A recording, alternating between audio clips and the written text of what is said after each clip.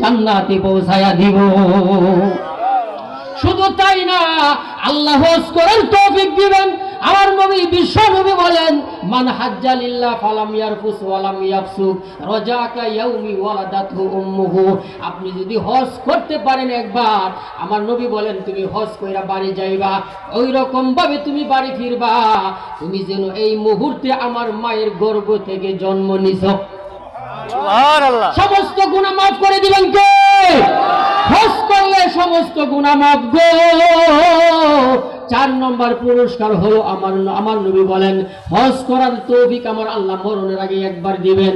মা বাবার দোয়া যদি আপনার উপরে থাকে। 5 নম্বর সবচাইতে বড় পুরস্কার হইল মরণের সময় কালিমা নসিব হবে। আল্লাহু আকবার, জোরে কোন আল্লাহু আকবার। ফেরেশতা এসে বলবে, আল্লাহ তাখাফু ওয়ালা তাহজানু, ভয় করিও না, চিন্তা করিও না রে। ওরে আল্লাহর বান্দা, ভয় করিস না, চিন্তা করিস না।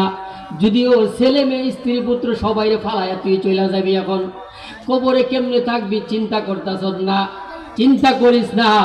আল্লাহ তাখাফু ওয়ালা তাহজানু ওয়া আবশিরু বিল জান্নাতিল্লাতি কুনতুম তুআদুন, জান্নাতের সুসংবাদ গ্রহণ করো, কারণ তোমার মা বাবা তোমার উপরে রাজি এবং খুশি ছিল।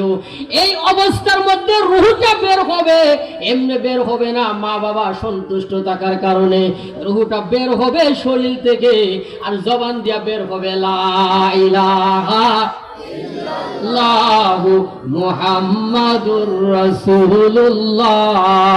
সবাই বলেন সাল্লাল্লাহু। সবচাইতে বড় পুরস্কার কালিমা নসিব হবে, মরণের সময় কালিমা নসিব হবে রে বাবা।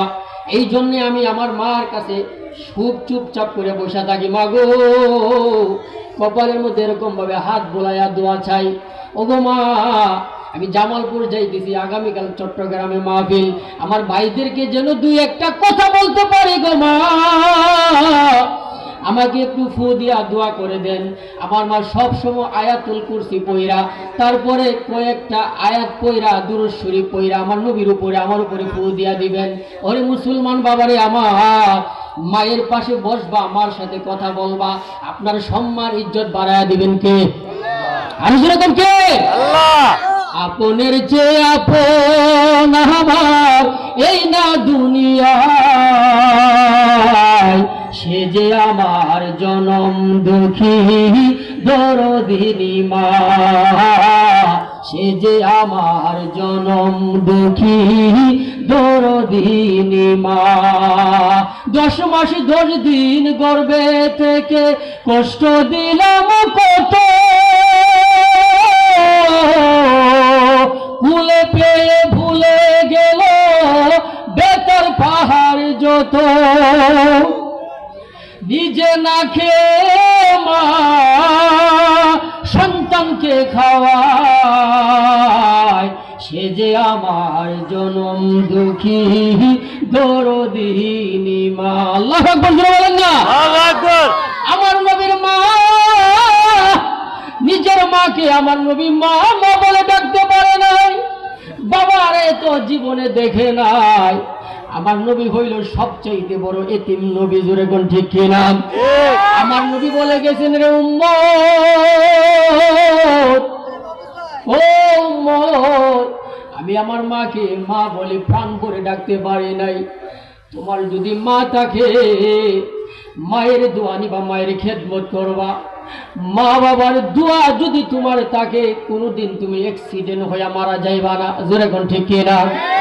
কারণ আমার নবী মায়ের কথা 3 বার বলেছেন। সুবহানাল্লাহ, জোরে বলেন না। আন আবি হুরায়রা রাদিয়াল্লাহু তাআলা আনহু কল কিলা ইয়া রাসূলুল্লাহ মান আবাররু। আবু হুরায়রা রাদিয়াল্লাহু তাআলা আনহু বলেন, ওগো নবী আমার, আমি কার সাথে ভালো ব্যবহার করব আপনি বলে দেন। সুবহানাল্লাহ, জোরে কোন সুবহানাল্লাহ। আমি কার সাথে ভালো ব্যবহার করব আপনি বলে দেন। আমার নবীজি বলেন, কলা উম্মুক, তোমার মার সাথে ভালো ব্যবহার করো। সুবহানাল্লাহ, জোরে কোন সুবহানাল্লাহ। আবু হুরায়রা রাদিয়াল্লাহু তাআলা আনহু আবার বলেন, কলা সুম্মা মান, ওগো নবীজি তারপরে কার সাথে করব? আমার নবী বলেন, কলা উম্মুক, তারপরেও তোমার মা। সুবহানাল্লাহ, বলেন না। আবু হুরায়রা আবার আমার নবীর মুখ থেকে জবান থেকে আবার তৃতীয়বার নিলেন। কলা সুম্মামান, ওগো নবীজি তৃতীয়বার তৃতীয় পর্যায়ে কার সাথে করব? আমার নবী বলেন কলা উম্মুক, তোমার মা। সুবহানাল্লাহ, জোরে কর না।